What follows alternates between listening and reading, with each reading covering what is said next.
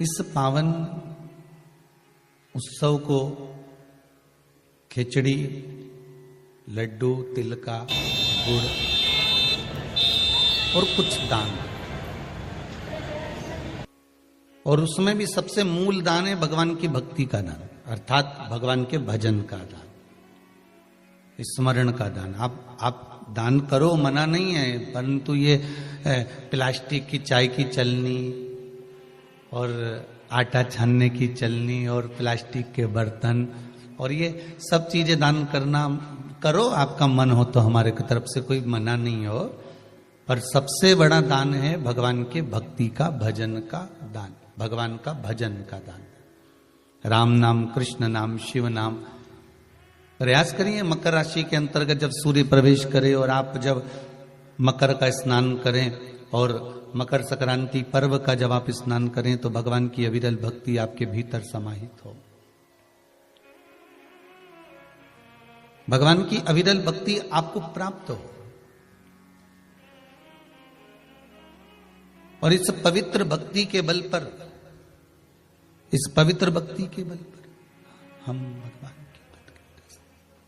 भगवान की सुंदर आनंदमय स्वरूप को धारण कर सके।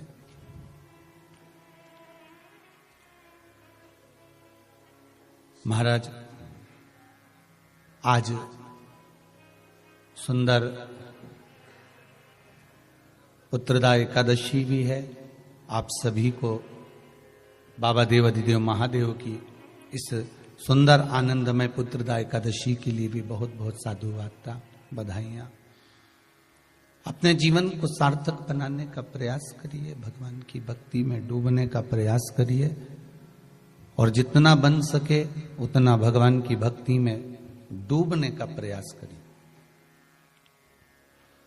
मंगल परिवार, गुप्ता परिवार, ऑस्ट्रेलिया का शर्मा परिवार, अगर ये पावन मानसरोवर शिव महापुराण की कथा को करवा रहा है तो आपके भीतर ये भाव प्रकट होना चाहिए कि आप इस पावन कथा को सुनने के बाद आपके भीतर ये भाव प्रकट हो कि हम भगवान शंकर के कृपा पात्र होकर भगवान शिव की गंगा स्नान, यमुना स्नान, कुंड का स्नान, सरयू का स्नान, मानसरोवर का स्नान हम अपने भाव से कर रहे हैं, हम अपने दिल से कर रहे हैं। आवाज पकड़ रहा है, अपने मन से कर रहे हैं।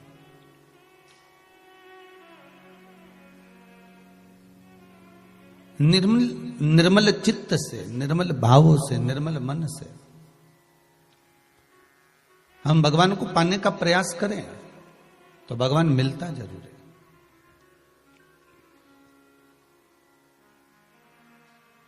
आज रानी लक्ष्मी झांक रही है, हमने वर दे दिया है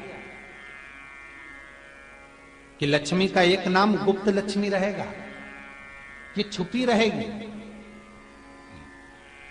और आज मकर संक्रांति के दिन नारायण और शिव का दर्शन इस लक्ष्मी ने करा है, पर जो गुप्त लक्ष्मी का दान दे देगा उसके घर में कभी कोई बड़ी बीमारी प्रवेश नहीं करेगी। कैंसर जैसा रोग, किडनी और लीवर का रोग नहीं हो सकता। आज भी नियम है कि मकर संक्रांति के दिन एक लड्डू बनाया जाता है गुड़ और तिल्ली का, उसमें 1 का सिक्का, 2 का सिक्का या कोई लक्ष्मी उसमें फंसा दी जाती है और लड्डू को पैक कर कर किसी मंदिर में दान दे दिया जाता है। उसको कहते हैं गुप्त लक्ष्मी, जिससे घर में कोई बड़ी बीमारी प्रवेश न हो। वो केवल मकर संक्रांति को ही होता है। मकर संक्रांति का जो दिवस है वो कोई साधारण नहीं। आप लोग दान करते हो मकर संक्रांति पे? कितनी चीजें दान करते हो? और सुहागन माताओं को देते हो ना? क्या देते, कितने देते हो? 13, 14 कितने हैं? 14। कौन से पुराण में लिखा है कि 14 चीज देना चाहिए? अरे बोलते जाओ जरा जल्दी जल्दी, बड़ी मुश्किल से तो पकड़ा ही नहीं आते हो तुम शिवरी नारायण वालों। 14 चीजें दान देना है। किस पुराण में लिखा है? कोई तुमसे पूछ सकता है तो महाराज आप कह सकते हो अग्नि पुराण में वर्णन आता है। कौन से पुराण में लिखा है? अग्नि पुराण में लिखा। देवऋषि नारद भगवान विष्णु के पास जाकर पूछते हैं, नारायण कृपा करिए। भगवान विष्णु ने पूछा क्या बात है, बोलिए देवऋषि नारद क्या चाहते हो? चाहते क्या हो वो बताओ महाराज, हमें इतना सा बता दो। शिव जी के यहां जाते हैं तो पहले उनके द्वारपाल से पूछना पड़ता है अंदर जाने के लिए। ब्रह्मा जी के यहां जाते हैं तो ब्रह्मा जी के द्वारपाल से पूछना पड़ता है। इंद्र के यहां जाते हैं तो इंद्र के द्वारपाल से पूछना पड़ता है।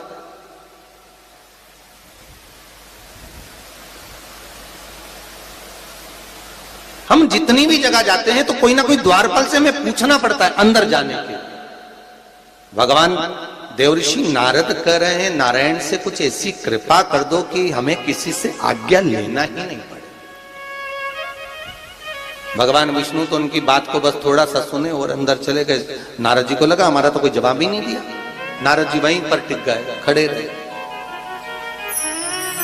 नाम जाप करते रहे। विष्णु वापिस आए और देवऋषि नारद से कहा एक काम करो, जब सूर्य मकर में प्रवेश करते हुए उत्तरायण की ओर जावे, उस घड़ी उस पल में देवऋषि नारद तुम 14 बार भगवान के नाम का, शिव नाम का दान दे दीजिए। भगवान नारायण के नाम का, राम नाम का, कृष्ण नाम का दान दे दीजिए।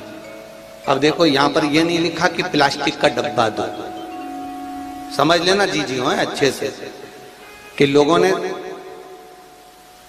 दान को कितना भ्रष्ट कर दिया वो बताया जा रहा है। अग्नि पुराण में यह नहीं लिखा कि तुम प्लास्टिक की चाय की चन्नी दो 14, बाल्टी दो 14, या प्लास्टिक का डब्बा दो 14 है।